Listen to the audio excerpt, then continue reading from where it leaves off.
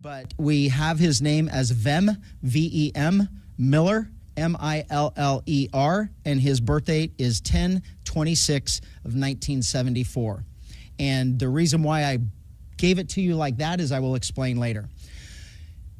He approached the outside perimeter, gave all indications that he belonged there, that he was a participant that was allowed to get into VIP and to and a press corps, and so he was allowed through that outer perimeter. As he got to the inside perimeter, where deputies were conducting obviously a more thorough evaluation of the vehicles that were coming in, there were many irregularities that popped up. The deputy noticed that the interior of the vehicle was in quite disarray. The vehicle had an obviously fake license plate, and that prompted further investigation from our deputy into why the person was there and what he was doing. During that investigation, the deputy eventually found multiple passports with multiple names, multiple driver's license with different names. The vehicle was unregistered, and the license plate was what we in law enforcement would recognize as one that is homemade and indicative of a group of individuals that claim to be sovereign citizens, and assuming the deputy assumes that he was part of that identifying group. So during the investigation, obviously those identification documents were found, in addition to a loaded handgun and a shotgun. Obviously, this was before the former president arrived. The person was taken into custody. He was eventually booked into jail on those charges, and eventually he was released. He will have to further his court case in the future.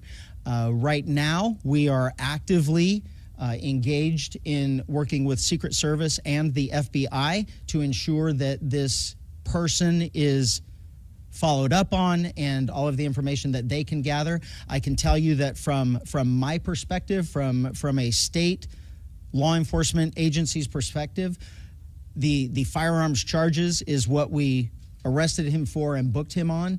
Anything further will come from the federal government, and quite thank God. And by an act of really what we did in the week leading up to keeping that place secure, I certainly wouldn't want to be saying after the fact that I wish we would have done something to prevent that shooting. And there is absolutely no way that any of us are going to truly know what was in his head. I can tell you that none of the other probably 50,000 people that showed up yesterday for that event brought multiple passports with different names and guns. And this is what I'm glad of. This is what I am very glad of. I know that the presence that we had at the rally with deputies, with snipers, with counter snipers, and Secret Service snipers and counter snipers, I am glad that we're not talking about this after we shot him. We get to talk about it before, and no matter what, it's all going to be speculation about what his intentions were getting there. What we do know is he showed up with multiple passports with different names, an unregistered vehicle with fake license plate, and loaded firearms. If you're asking me right now, I probably did have deputies that prevented the third assassination attempt. If we are that politically lost, that we have lost sight of common sense and reality and reason, that we can't say that, holy crap, what did he show up with all of that stuff for and loaded guns, and I'm going to be accused of being dramatic. We have a serious, serious problem in this country, because this is common sense and reason.